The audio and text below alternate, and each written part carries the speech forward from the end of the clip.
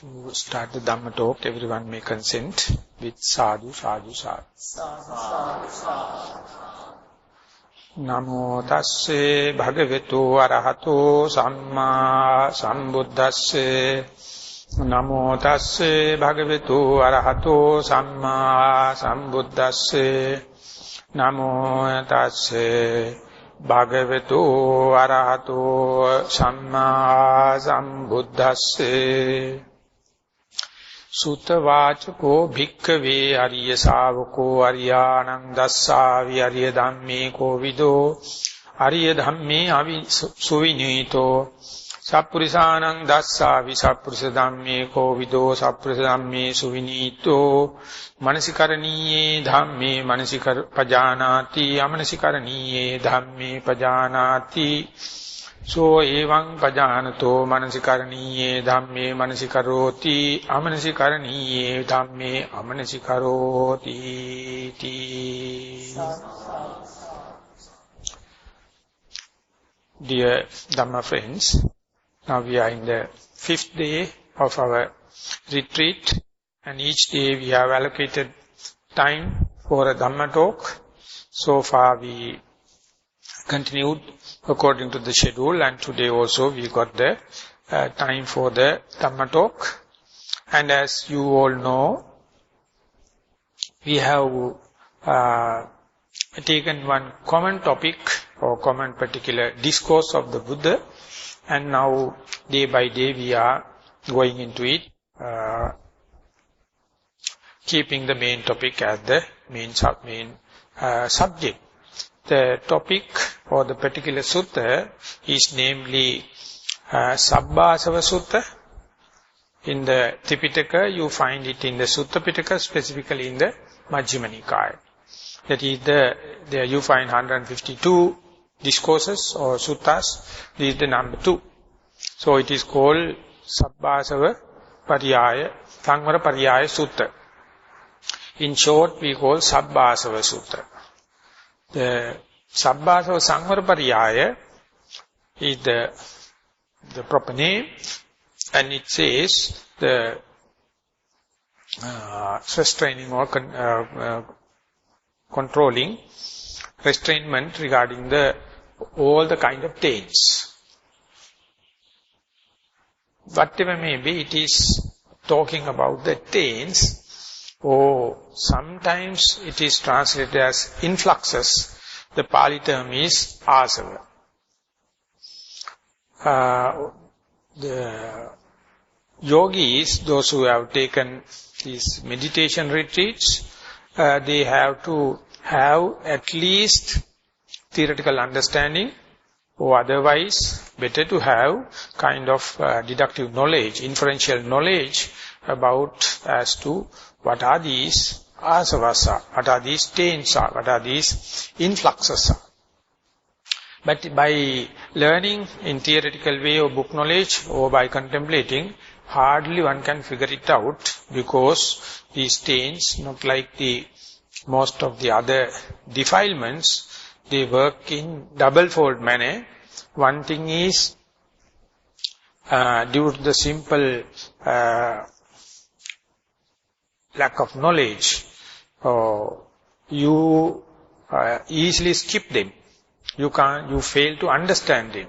The second one is, you are often get misperception. You misperceive them. You may recognize or consider them as friendly and benevolent. So both these are disadvantageous for the practitioner, the yogi, but advantageous for the influxes and the taints. So therefore, first and foremost, at least you have to understand in theoretical basis or get some deductive knowledges, inferential knowledges or rational knowledges. And when you are really practicing only, you will see how tricky they are due to your simple unknowing or due to misperception. That is why this discourse is fairly long one. The Buddha is dealing it is in a very systematical way. And so far, we managed to some or the other to get some kind of understanding about theoretical basis and in the inferential way, and more towards the pragmatic and practical way. So far, we discussed how, if the person is unaware of these taints, if the person is going to misperceive them, these taints are coming in as a influx or taints whenever there is an interaction, something like seeing a visual object, hearing a sound, smelling a smell, or tasting, or whenever have encounters with or action or reaction or interaction with tactile sensation in the bodily sensitivity, and whenever you think about any principle or any phenomena. So that kind of phenomena or that kind of scenario is being defined as happening to the person who has not been exposed to this kind of understanding. He has never seen noble one, he has never seen a true gentleman, and they have not trained under them, they are not skillful in them. So therefore, taints are working at its own will, at its own full-fledged way. But today, having dealt this unskillful or unlearned commoner, today we are going to take Suttavachako Bhikkave Arya Savako, a learned, true disciple. How is the case with such a learned person and with the true disciple, the interaction and encounters with taints? Such a person, the learned person, is been explained as Aryanang Dassavi, Aryadamme Kovido, Aryadamme Suvinito. He has some acquaintance with, the familiarity with noble ones. And he has some training with noble ones. And he has some knowledge about the noble ones' principles. He has Sappurisananda Dassavi, Sappurisamme Kovido, Sappurisamme Suvinito. He has seen true gentlemen, and he has tried to discipline himself as much as possible according to this true Dhamma, and has some skill. Under such circumstances, he knows there is a phenomena called influxes, phenomena called taints.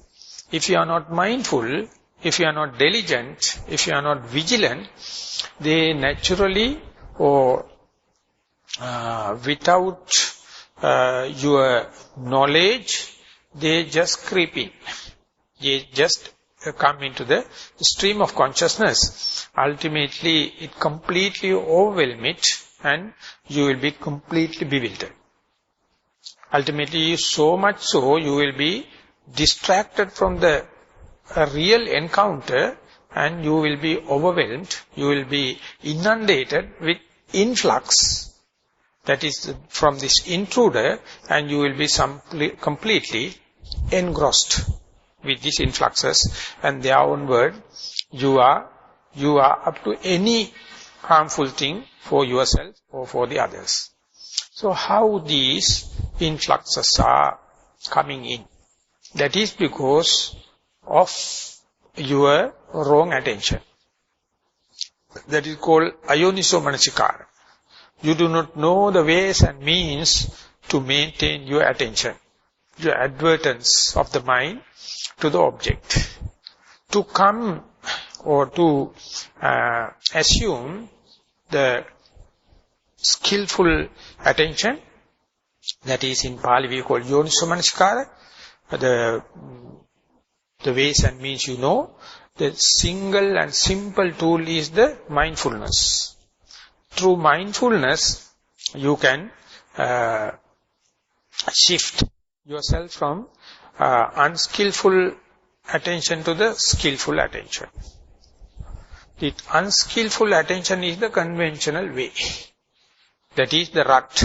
That is the way you preserve as my liking, my disliking, my personality, my culture, my upbringing, and what I have to preserve, and that is what for you are fighting for. Whenever the wise attention introduced, it appear like something radical. Only a person like Buddha, who has all the virtues and full of compassion, full of wisdom, can directly and boldly say, this is the radical reflection. If possible, do it. Otherwise, you are at danger. So therefore, we have to learn through the Buddha, or from the disciple of the Buddha, or a true gentleman, the way we can shift the attention from the unwise situation to the wise situation. Careless situation to the careful situation. Traditional, conventional situation from the traditional, conventional situation to the radical reflection. For that, mindfulness do a wonderful job.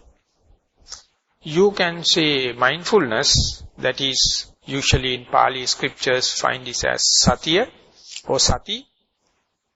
In Sanskrit it is called smruti. Yet another synonym or yet another thing we can find within the canon known as appamada.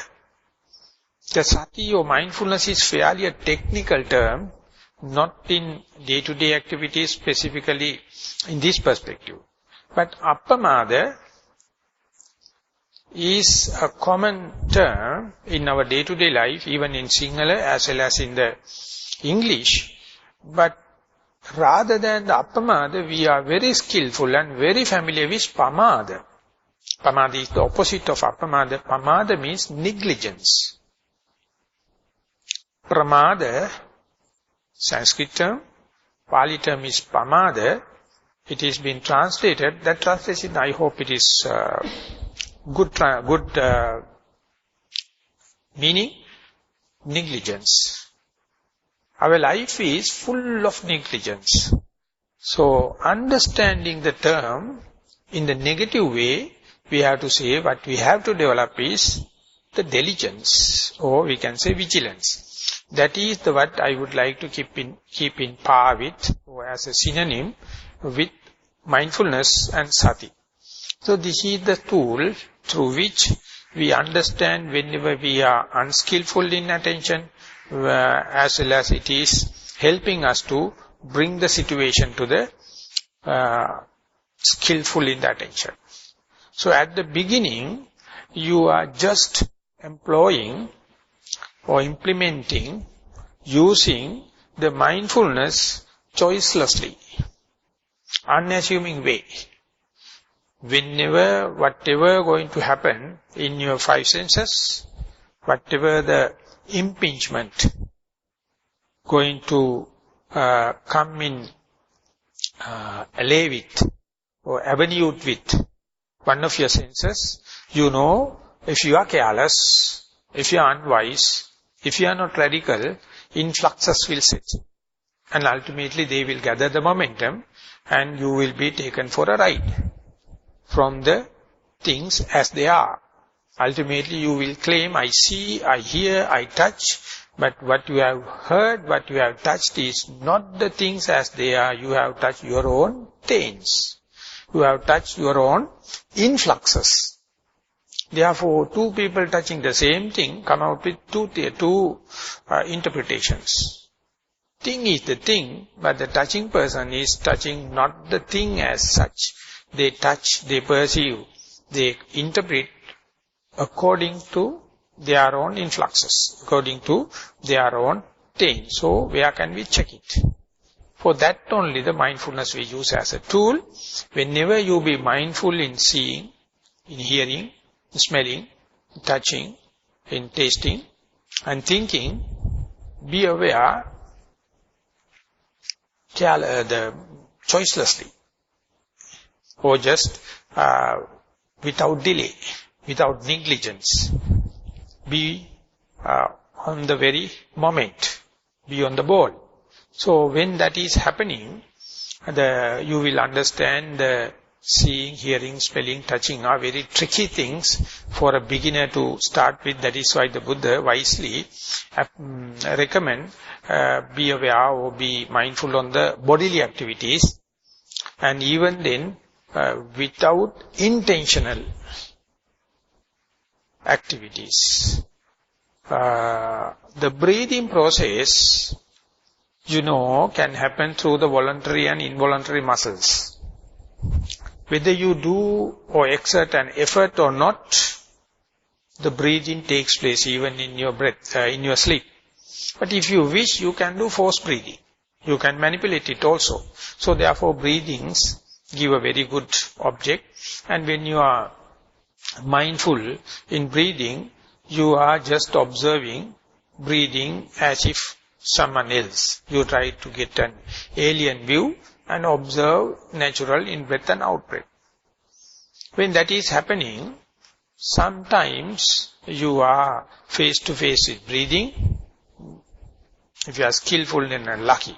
Most of the time we will be distracted by sounds, the pain and the thoughts, or many other things like doubts and sleepiness and all the kind of thing. So whatever may be, it is not that of your mistake. That is the nature of untrained mind.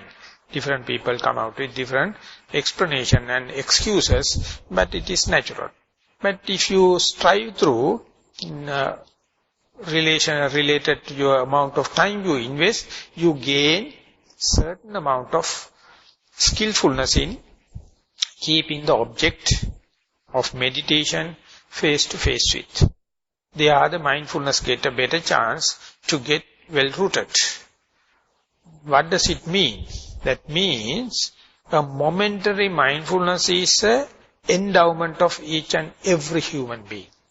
But in meditation what we try to do is try to keep that moment of mindfulness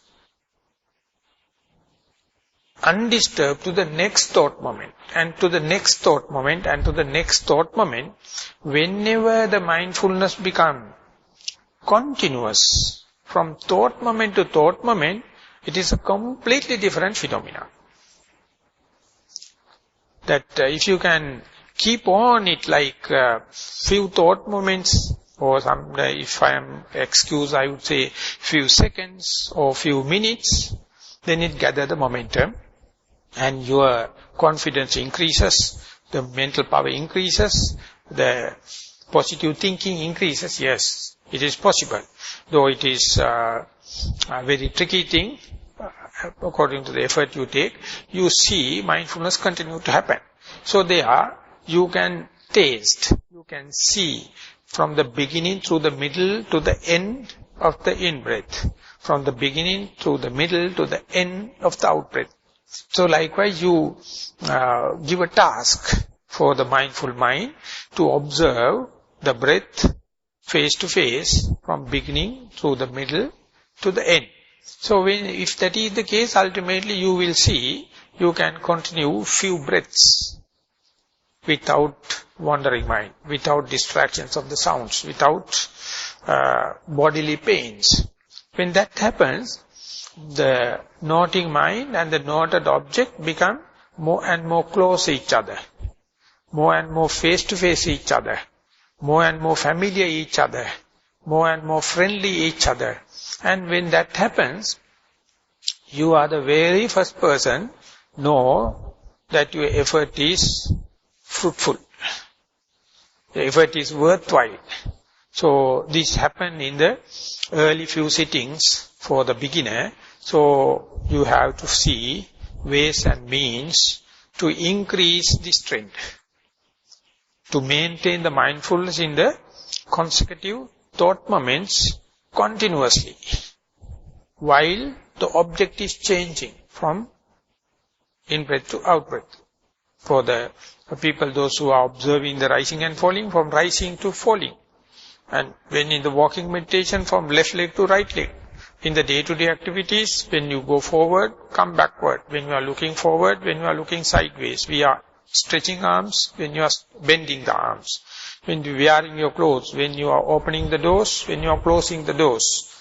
Each and every action, while the object or intention or action or phenomena changes, you try to maintain the trend, the continuum of the mindfulness. For the beginners, out of this sitting, walking and day-to-day activities, often for the majority, they continue to happen in the mindfulness, basically in sitting meditation.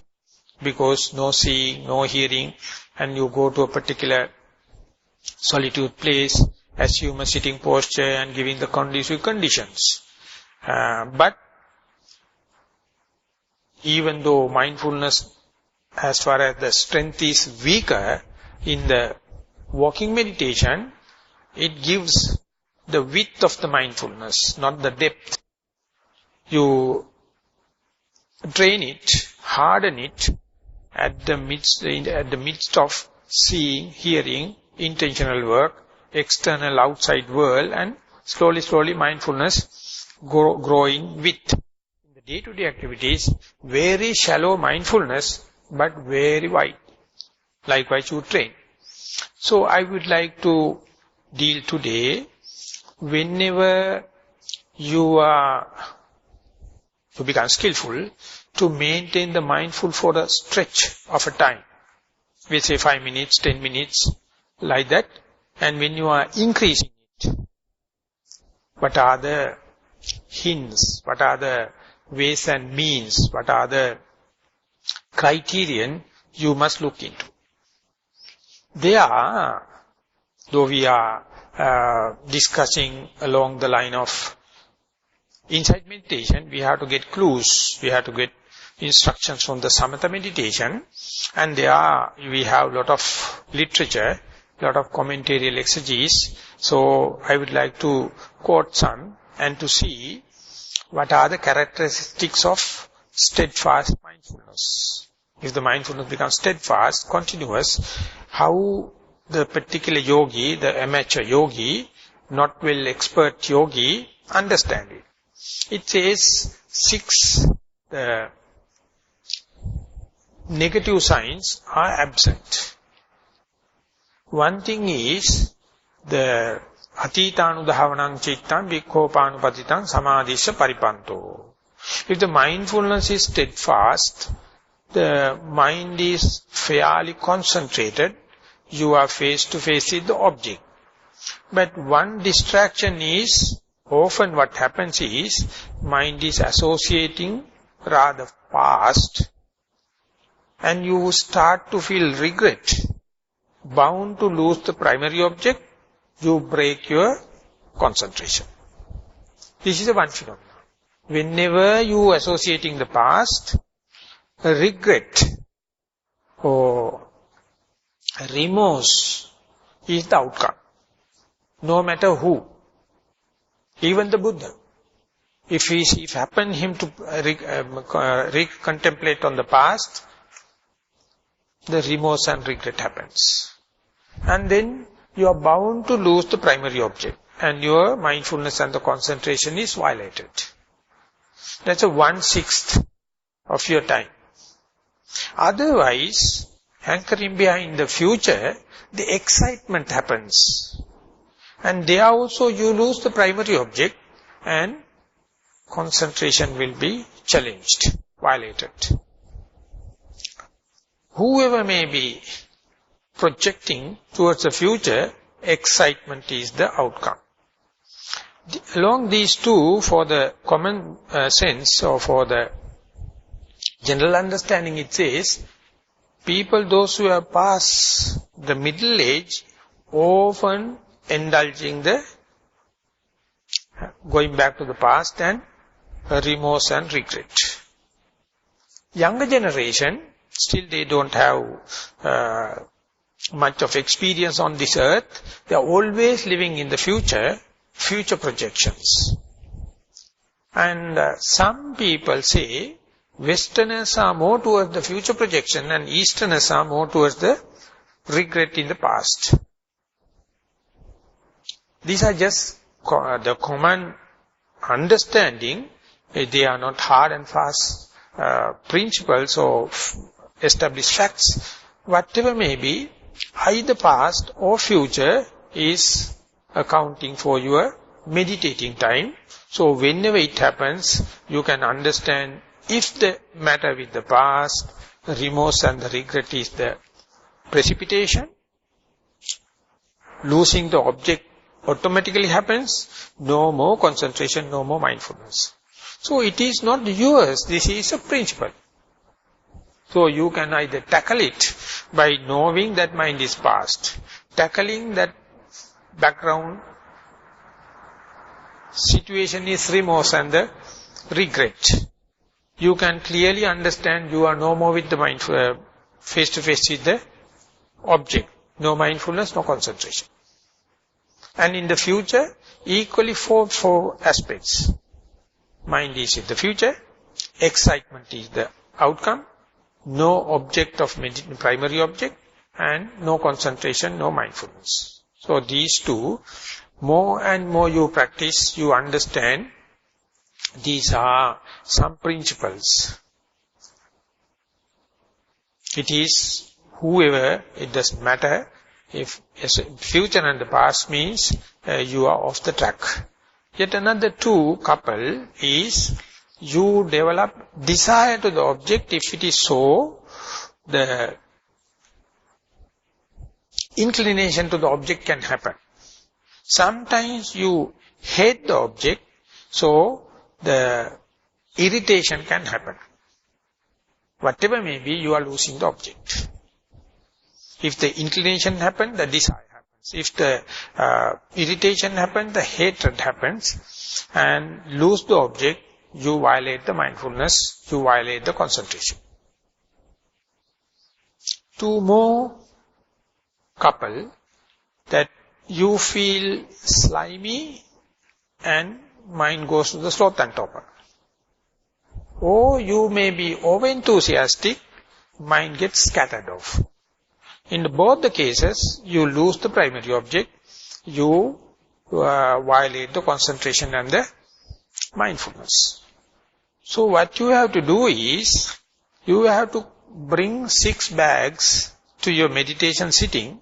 Whenever you are associating the past, put all the thought moments into the first bag. Whenever you are projecting future, all the thought moments you have to put into the second bag. Whenever you are delighted with the object and develop the desire, you put that into the third bag. The fourth bag is whenever you are hating, irritated and undesired event happen, these thought moments have to go to the fourth one. Fifth one, whenever you develop the sloth and torpor. The sixth one is the over-exerting and a scattered mind. So if you have 6 bags, if you put it there, you can understand what kind of person am I. Because it has something to deal with your liking and disliking and the personality. So rest of them go to the mindfulness. Rest of them go to the concentration. So at the beginning you will fill these 6 bags more than the mindfulness or concentration. So it is nothing wrong or nothing special of any beginner. All are in the same way. When you are continuing like that, more and more mindfulness thought happens because you are going to see the whole scenario. You are going to see what is happening.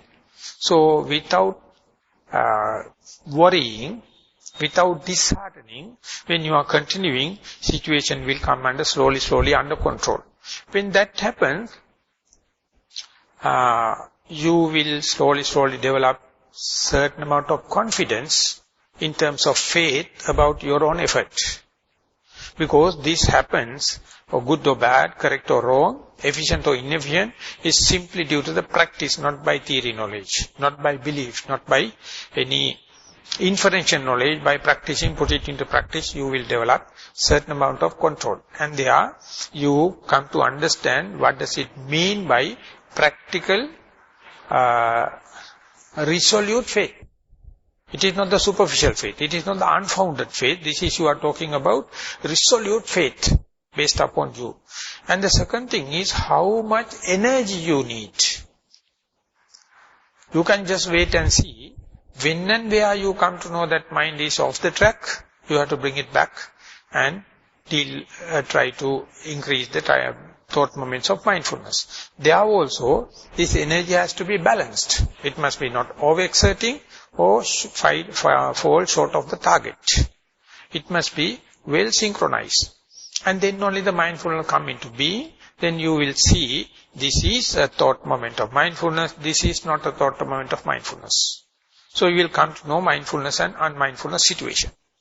And then more and more mindfulness going to continue. Thought moment of thought moment. The mindfulness is the proximate factor for the concentration to set in. When the mindfulness continues, concentration is automatically come due to the cause and effect relationship. When these things happen, that is what you call the wisdom. There is nothing separate, crystallized, or concrete thing like wisdom. This is the wisdom. Because you know, you understand, you develop with your own effort. So when these five factors of sometimes known as powers and supporting factors develop, you have to keep them in a balance. They should have the proper combination.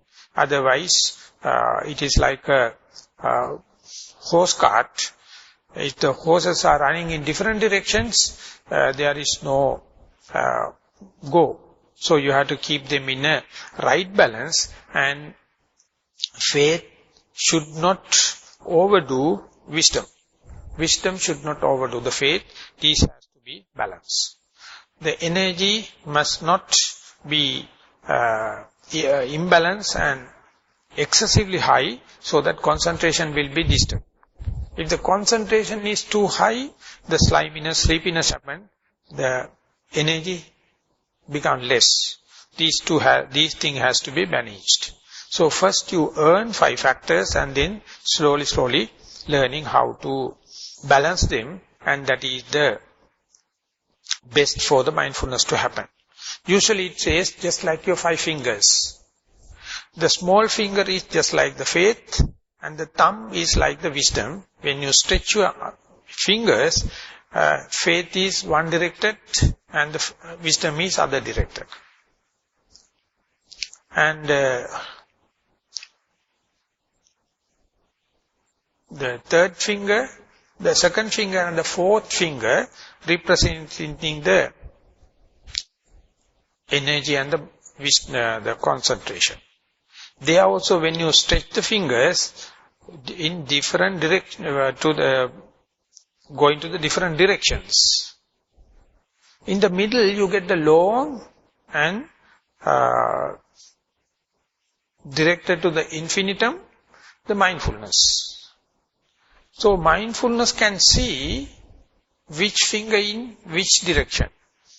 So ultimately all the 5 fingers has to come to the one pointedness. Directing to the one point, that is the point you can say the mindfulness is becoming steadfast. That is called satipatthana. Satipatthana means steadfast mindfulness. Mindfulness is well balanced and supported by all the other factors. All the couplets are balanced, and then you feel you are penetrating into the object light. Your meditation becomes automatic. Up to that point, there is something to manifest, monitor, control. And once all the factors come in directed to the one object, then meditation becomes continuous. Meditation becomes autopiloting. It becomes effortless. And the object will be fully tamed. And you feel like penetrating into the object. So these things are good signs for the yogi to understand whether one is progressing or not. And these two couplets which has to be balanced, you will understand whenever the faith is too much, you go for blind faith and the rational knowledge has to be sacrificed. Whenever the wisdom become too much, rather than the direct touch, you keep on contemplating and deductive knowledge is going to happen, going to overcome the direct touch, and you put the cart before the horse. So faith and the wisdom has to be balanced. Whenever the concentration too much, you feel slimy, you feel sloth and torpor, you are inviting sloth and torpor to come. There you have to give little energy and make it mobilized. If it is too much of energy, the scattering of the mind can happen and the concentration will be disturbed. And there your noting system must be slowed down. So likewise there are little tactics, and before the implementation, employing of the tactics, the understanding what is wrong is the most important. And for that teacher can't help you, Buddha can't help you, you yourself has to understand. So therefore 1001 times you have to do mistakes, do trial and error, but don't throw away that. Each and every mistake become a teacher. And we will go forward, you know how to balance these, faith and the wisdom, energy and the concentration, and whenever they come in balance, synchronize, mindfulness is the one going to grow, going to fast, and then concentration is the outcome. And then, when you come up to that kind of a synchronize, you know the amount of energy you have to exert. Up to that point, either you are too much of energy or too little energy. You do not know how to do it. It is like balancing a push bike when you are learning to ride. At the beginning, you are often exerting too much. Or sometimes too low, then you fall down. But once you got the balance and develop the certain skill only, you know how much energy you have to apply for the trip, for the ride. So till that, the ups and downs in the energy is very prominent. So therefore, it is not a mistake of individual. This is the way the training takes place. And once you come up to this balance situation, you have to practice it 1,000 and 1,000 times to get the mastery. But that means even though once you get this balance, next time it completely go for chaotic. It is the situation, that is the changing nature of the changing nature. So what you have to do is again the balance and bring it back to the synchronized situation. Do it again and again, that is called bhavana. Asevana. That means repetitive application in order to get the mastery. Then only you will understand, mind come up to a certain stage, a certain balance, everything appear like very smooth, happening like autopiloting. Once you bring it that up to that level, then onward you have to let go. Let the mind, let the meditation itself to find the balance and the progress. So therefore, the early part or the meditation up to this point is very dramatic, very disheartening, very painfully slow. But sorry to say, there is no other short method. This is the only method available. So therefore, what to do? You have to do again and again this trial and error. So only the people with the patience, endurance, see the other show. Not the other people with the short-tempered or slimy, lazy bones, never see that. So therefore, keep on practicing. This is what the learned disciple, the true disciple means. Because he would have seen all the Aryans and all the true gentlemen, they all gone through this method and there is no shortcuts. So he developed endurance. He keep on striving, and then only one day will understand it is the matter of alignment of the factors. So when that happens, he can understand what is the things to be contemplated and what are the things to be not to be contemplated. The Buddha give a kind of a criterion. He says, when you are contemplating, these influxes are going to set in, that is the way you should not encourage. Whatever the way helping to get rid of or cut off the influxes, that is the way you have to contemplate. For example, when in the meditation, if the mind tends to go to the past and the future, you must understand definitely it is going to give liking and disliking, and off the track, you must not encourage it. And if the mind is going to sloth and torpor or the agitation, these are the signs of influxes. So you must not encourage it. Or whenever the desire or hatred arises, this indicates influxes. This indicates taints. And this is a vortex. You will get caught up. They start in a very little way and ultimately gather the momentum. You will be taken for a ride. So when and where, past and the future, when and where, liking and disliking, when and where the sloth and torpor or agitation sets in, you must understand that is not the middle part. These are the extremes. So knowing each by its own traits and characters, you simply come back to the middle part.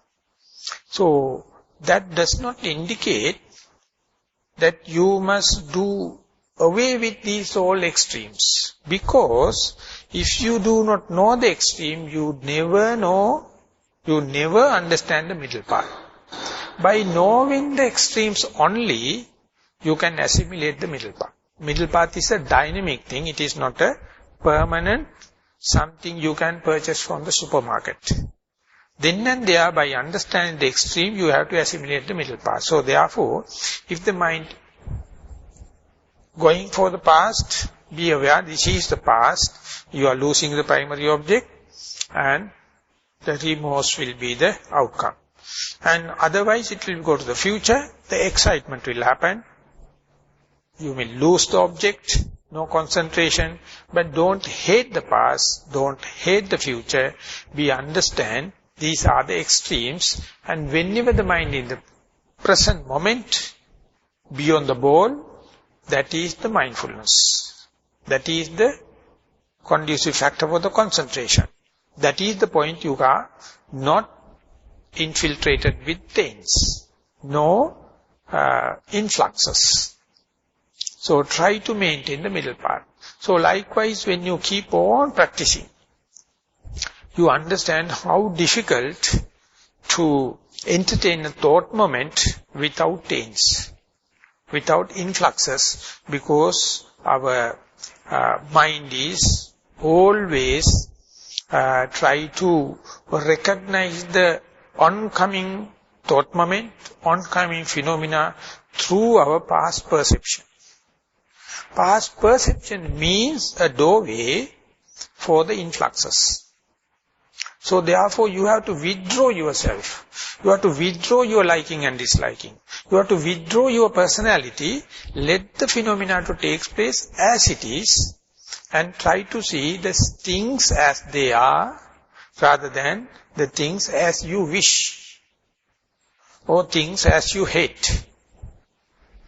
This gives some kind of a configuration about the taints. What are the taints are. So therefore sometimes you feel hopeless. Because mind is always associating with the perception. So therefore whatever comes, whatever the freshness, whatever the unpolluted start, the taints are slowly creeping and make it my liking, my dislike, my personality, my wish, my pet thoughts, everything going to set in. So that is the most significant intrinsic feature of the vipassana.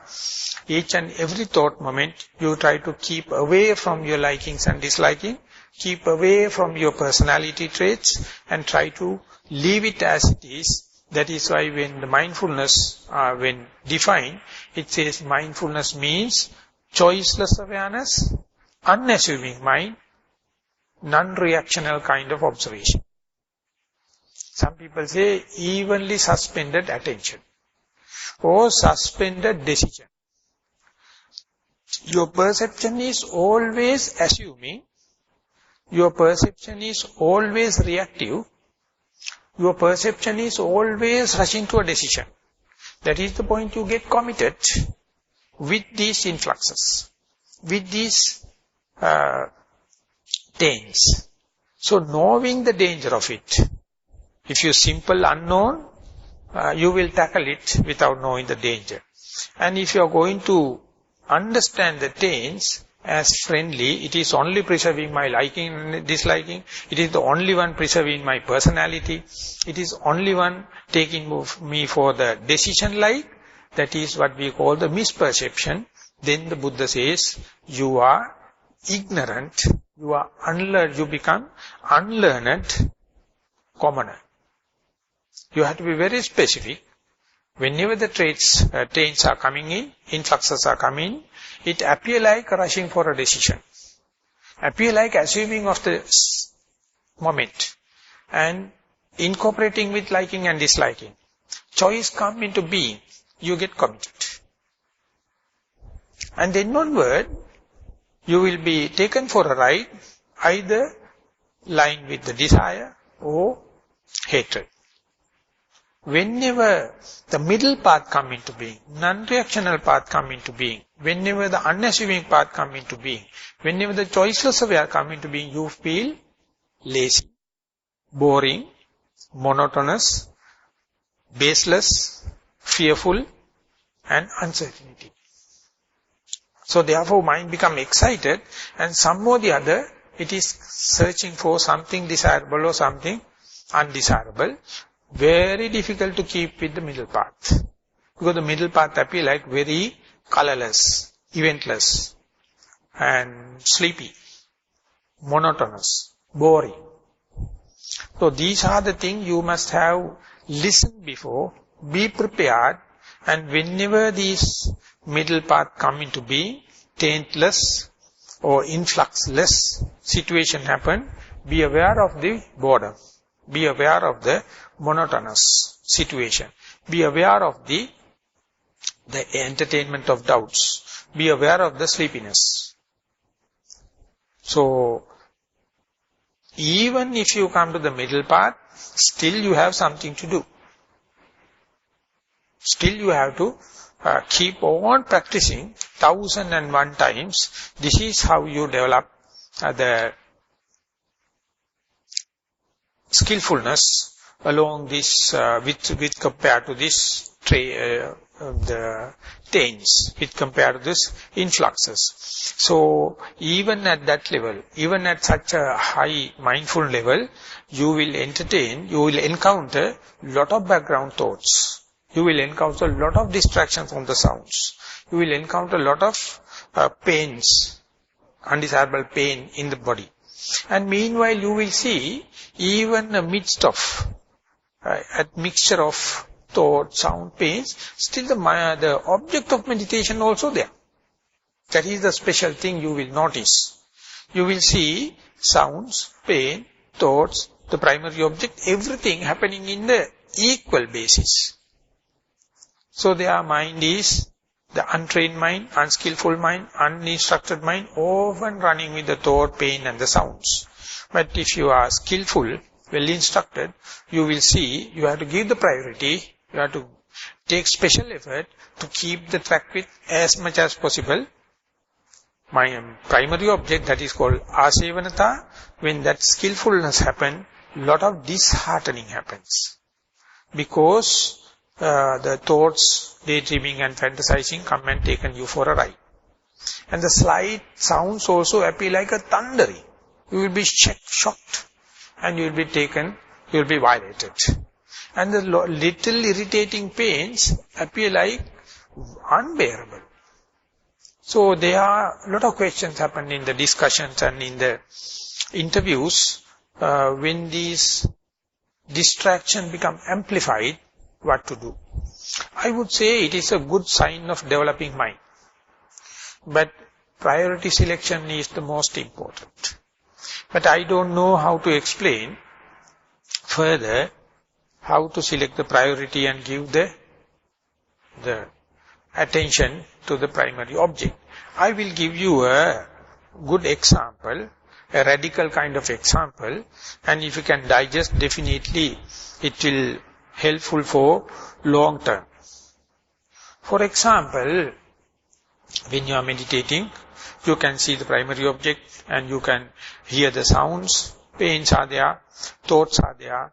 You try honestly be with the primary object, but all of a sudden you come to know you are no more with primary object, you are wandering, daydreaming, fantasizing. Under such circumstances, use this criterion. What is that? If whenever you come to know that you are wandering, does your mind come back to primary object or keep on wandering on the same subject? Three options can happen. If the mind is weak, unskillful, whatever the alarm, whatever the understanding, still mind can keep on with the wandering thoughts. Never come back to the primary object. Or immediately it gets ashamed. It is called healthy shame and the healthy fear. Come back to the primary object and be mindful. Or again it will be in the same thinking and mindfulness, primary object appear like equal. So you have to understand, whenever you come to know that mind is wandering, whenever you aware of it, what is the outcome? Will it come back to the primary object or continue with the same wandering thoughts? At this level of meditation, often what happens is, if the meditation is progressing, whenever you come to know that mind is wandering, immediately come back to the primary object. If that is the case, it's a very, very good sign. You have to appreciate that whenever you come to know it is wandering, it is coming back to the primary object. So you can appreciate in this way. Before the wandering, mind was with the primary object. While the wandering, it was with thought. Soon you come to know, again it come back to the primary object. That means, beginning is the mindfulness, middle is unmindful, end is again mindful. If that is the case, you are the winner. You must consider as if mind is not wandering. Because it has done no any damage. This phenomena, the undeveloped, unskillful people make a reason to be unhappy, thinking mind is wandering off. The skillful way is, careful way is, you must be glad whenever you come to know you are wandering, it is coming back. This is the positive thinking. This is what the Buddha wants you to be, a skillful man, skillful meditator. Whenever you are regretting, thinking mind is wandering, you are supporting one of the nivaranas, one of the hindrances, the doubt. But instead, if you are positive, if you are productive, if you are radical, to say, wherever it is wandering, whenever I come to know it is wandering, it has a habit of coming back, that you have to welcome. That is because of your past effort. It is not given to you by Buddha. It is not given to you by your teacher.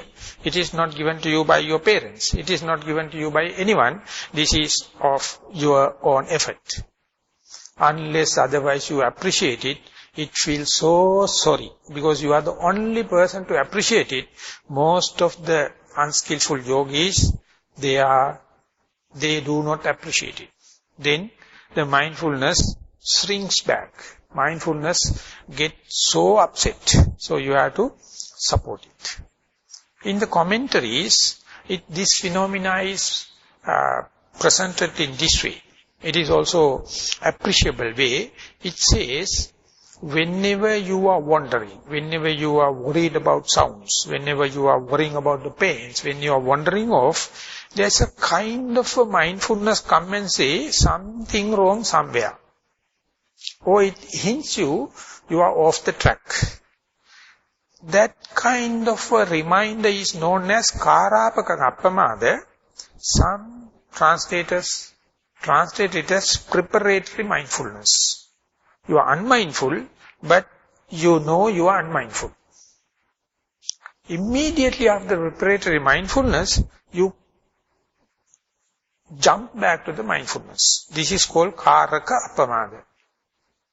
This is back to the mindfulness. So out of these two, the preparatory mindfulness as coming back to the mindfulness, most important thing is the preparatory mindfulness, you know you are unmindful. Over there, not regretting, not worrying is the brightest quality in your character. If you fail to do it, I have to say sorry. The day you understand it, you will appreciate your effort, you will appreciate your faith, you will appreciate your energy, you will appreciate your mindfulness. Then onwards, mindfulness will flourish. Each and every mishap is a raw material for you to make a compost. It will be a nice compost pit. You will prepare a complete fertilizer for your mind to nourish. But unskillful mind or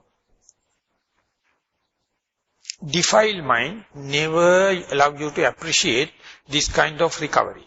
It will help you to regret thinking about wandering mind, thinking about the mind is going with sounds and pains. The moment you change from this worrying to the gladness, your personality is going to take special turn.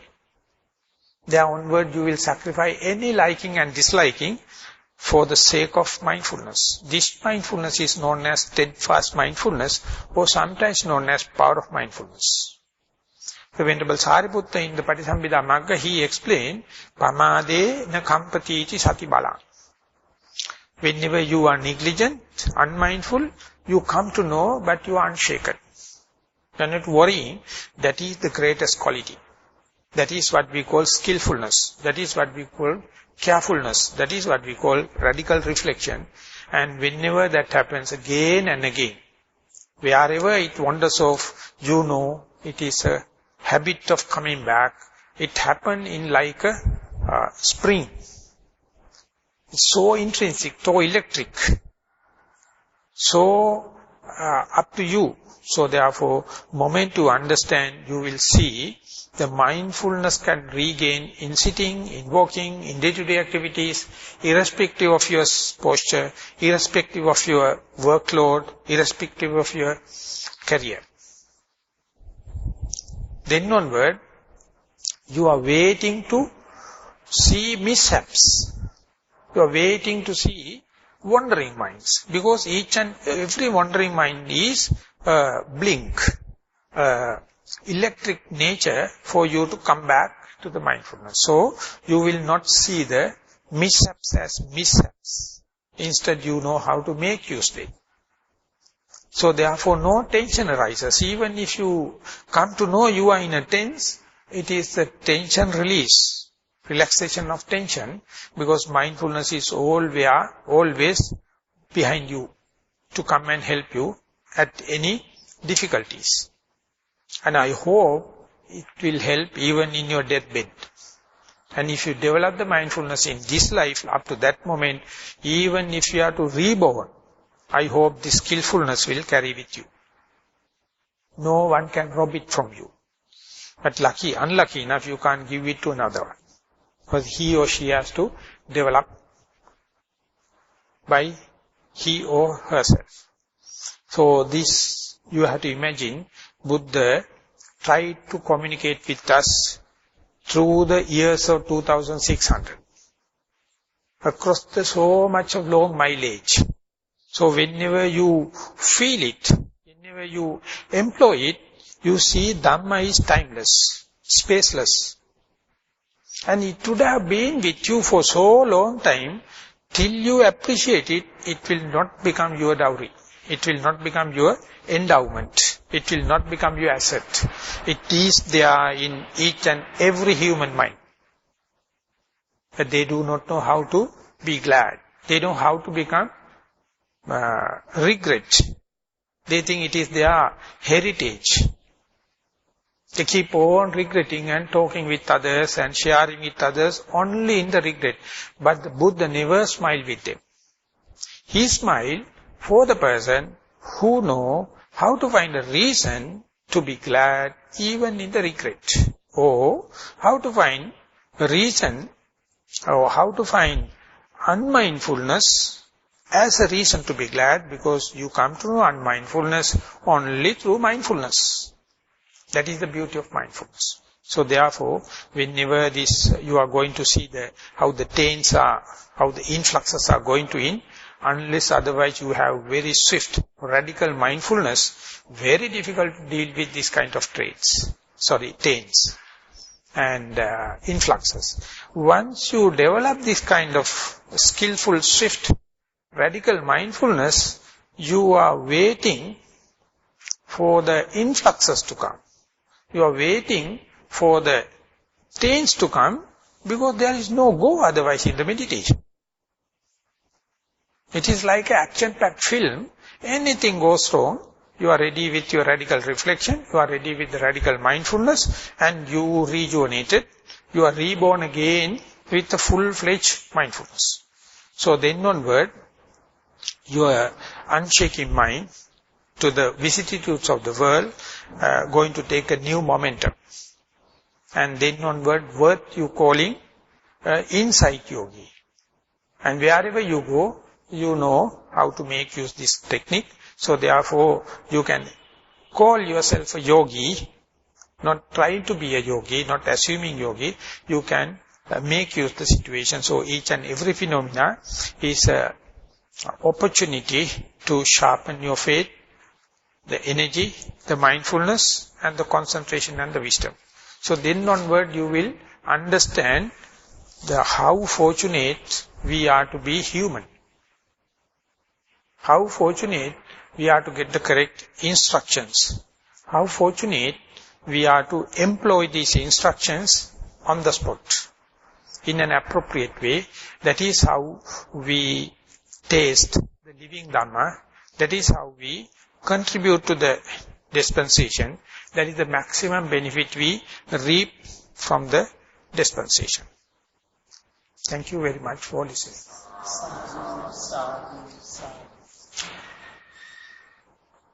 We have almost 1 hour for walking meditation before the lunch.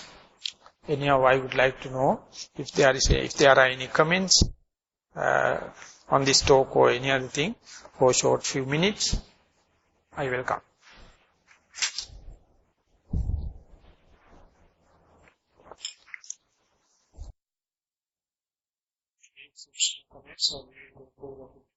Sadhu, sadhu, sadhu.